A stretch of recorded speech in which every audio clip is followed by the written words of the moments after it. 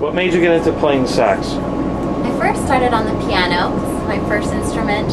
My sister and I were taking piano lessons together, and then when we were in elementary school, we wanted to be in the band. So we decided to pick up some instruments. I wanted to first initially play the flute, but since there was too many flutes, I was given the saxophone. That was my second choice, kind of. So they gave me alto sax. I got to work on it, and surprisingly, it was really loud and fun. That's my first two initial thoughts. Was like, whoa, check out this huge sound. And then the other thing was, my fingers were already used to playing notes. It was just now a different arrangement of my finger combinations.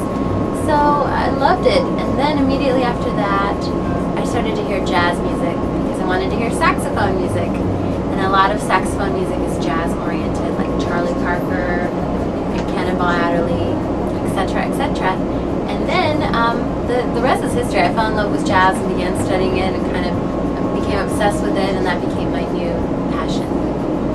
Did you have any big brother or big sister or anybody in a mentor role when you were first playing sax? Yes, I have two mentors. My first is Jeff Clayton, who is a phenomenal saxophonist, and he also has a big band, composer, arranger. And we worked together at USC, which is the college that I went to. And he's been such a big influence in my life when it comes to music. He's the one that kind of showed me where it comes from, the real place that it comes from. It's not just notes on a page. It has a meaning. Every note should have a meaning and a story. And songs should be based upon your life experiences. So I feel like he really helped me blossom into the musician that I am today. I studied with him at USC and then continue to meet with him on a regular basis.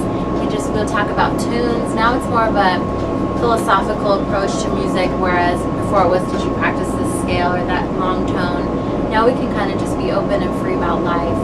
And my other mentor is Cora Bryant, who was the first female trumpet player to perform with Charlie Parker. She's still living. She's about 80 years old, and she is amazing. She just accompanied me to the Hollywood Bowl for the Playboy Jazz Festival.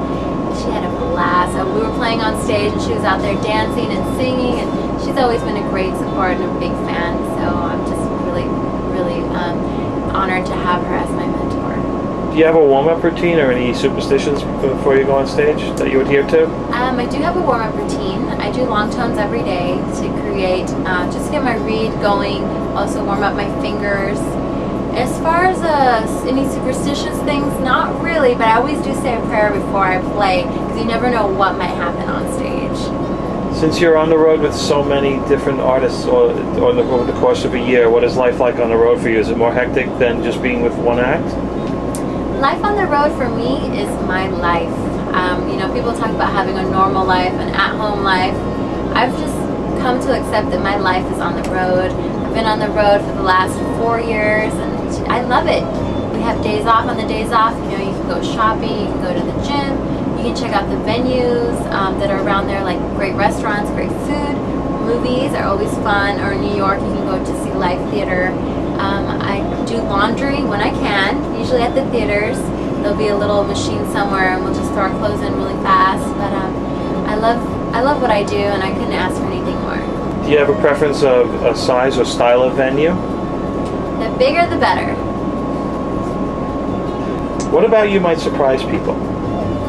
I think I surprise people quite a bit because they see me and they don't think saxophone player and they don't think jazz musician. They usually think I'm a vocalist or something like that, which I do sing.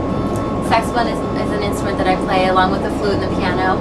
So I like surprising people. Like, for instance, one of the main reasons that in the magazine cover they don't have the saxophone because they want that to be like an addition to what I already do. So my favorite thing is just pulling up, and when people say, oh, you need a pass to get into backstage, I'm like, oh, I'm in the band, and they'll be like, oh, so you're with the band? And it's like, no, I'm in the band. So it takes a while for me to convince them, but I think once that they actually hear me play, then they don't have any more questions about it. What's the craziest thing a fan ever did while you were performing? Okay, most recently I had a show in Reno, and somebody thought it would be cute to tip me in my saxophone bell. So someone came up running up to me with wadded up $1 bills and put them in my horn, and then I couldn't play anything after that. So decided to stop playing, stop what I was doing, empty out my bell, and literally pull all of the money out from my bell. So that was just pretty wild. I wasn't expecting